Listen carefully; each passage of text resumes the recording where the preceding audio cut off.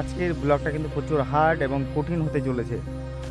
তো গাইস দেখা যাক সেই আমার চ্যালেঞ্জটা সাকসেস হয় কিনা।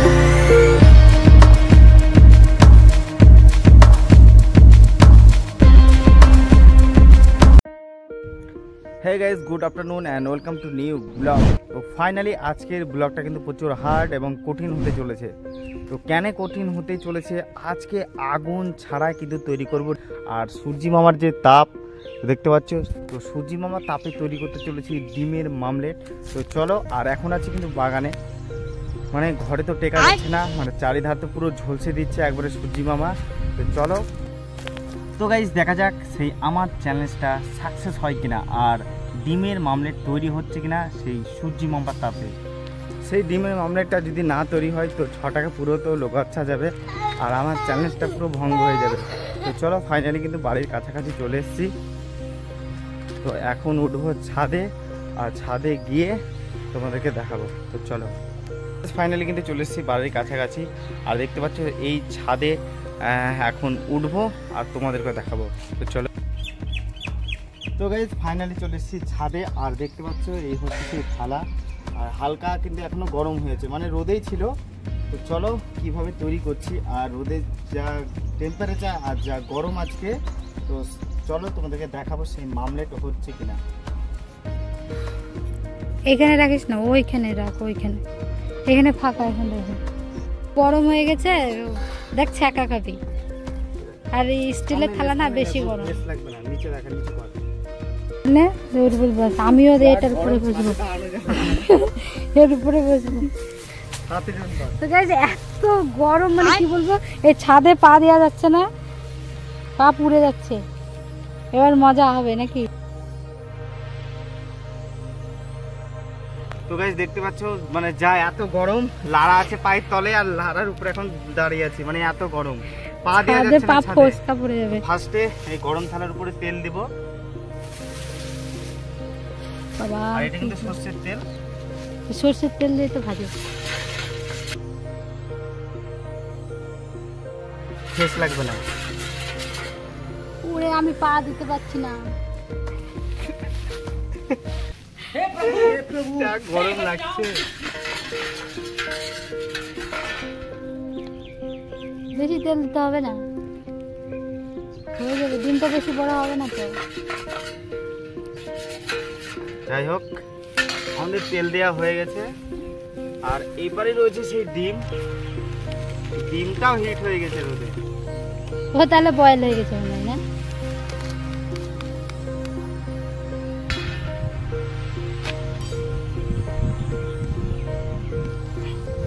সূর্যের তাপে ডিম ভাজা।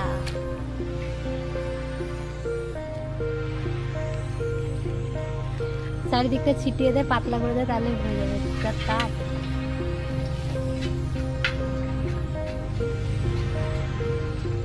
কিছুক্ষণ রেখে দে।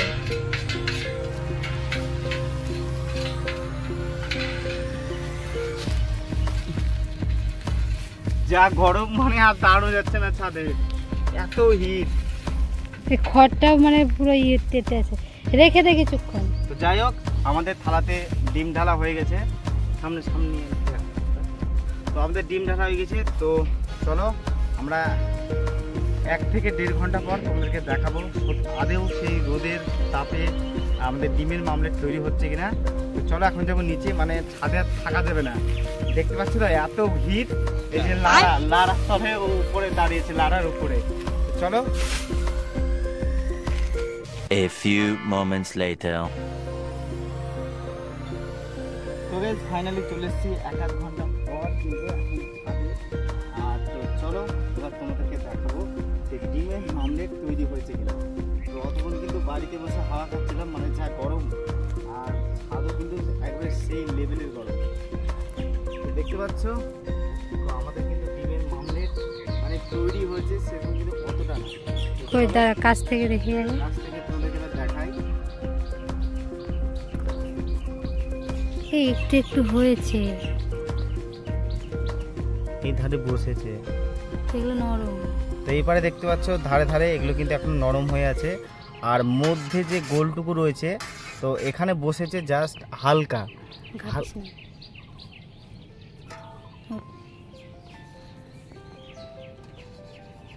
লবণ দিয়েছিস, খাওয়া হতো লবণ দিলে।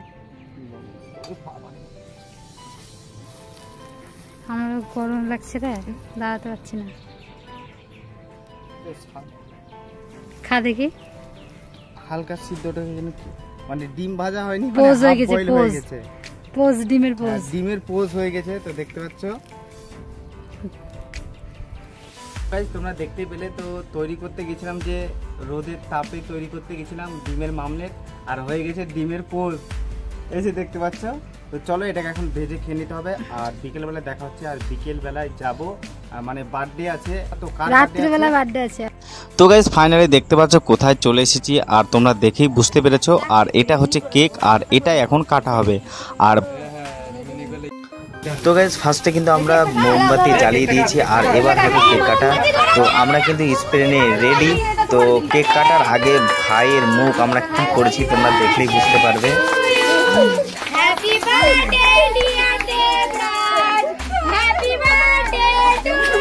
তো যাই হোক গাইস ফাইনালি কিন্তু আমি ভিডিও শ্যুট করছিলাম, আর এখানে এতটা স্প্রে উড়াচ্ছিল যে আমার মুখের অবস্থা একদম পুরোটা কেরোসিন করে দিয়েছে, সেই জন্য কিন্তু ক্যামেরাতে দেখাতে পারছি না। তো দেখতে পাচ্ছ সবারই মুখের অবস্থা। আর তারপরে বেলুন ফাটিয়ে যা আনন্দ আর মজা করেছি, আর ভাইয়ের মুখ এখন মুছে দিচ্ছে, মানে পুরোটাই একদম ভর্তি করে দিয়েছিলাম, যেহেতু চোখ জ্বলছিল সেজন্যে। দুটো রাখ, এই তিনটে ফাটাবা না, দুটো ফাটাবা না।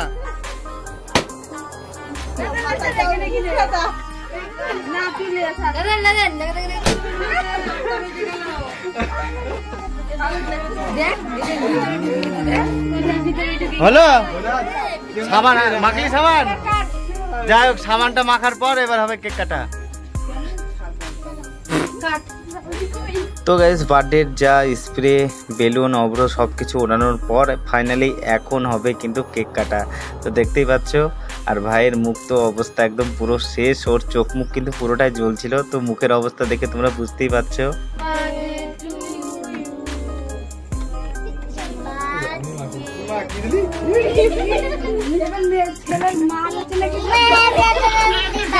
জামাতে না অনিশ কই, দাদুকে তুলে খাই। অনিশ আছিস?